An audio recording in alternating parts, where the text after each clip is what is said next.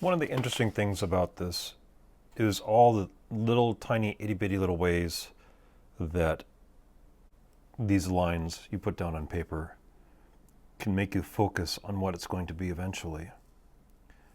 Like the very tail end of the line after I complete it.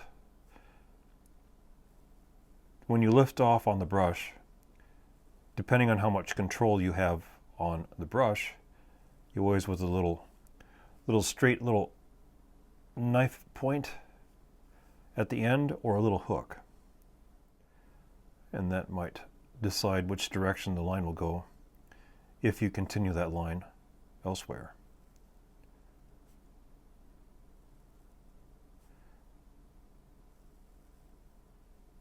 And working on these lines freehand, the faster you go, the smoother the line will look, the crisper the line will look. But you have to be committed on the direction the line's going, because any kind of variation will be baked in.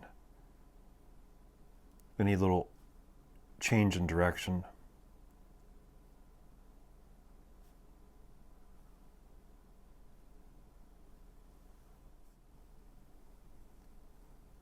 And I always have this idea that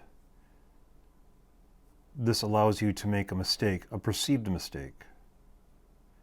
Because a lot of times a mistake is just an act of perception.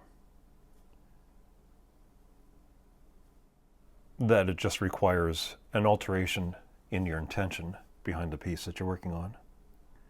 If you intended one direction, again, granted that you're not fixed on a specific outcome,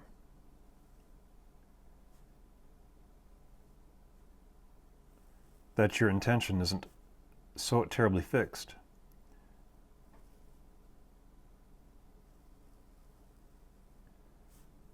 That a mistake might alter that intention a little bit.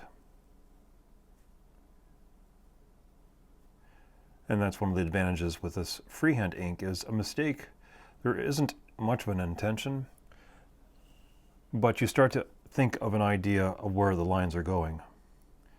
And you start to focus. You start to plan ahead.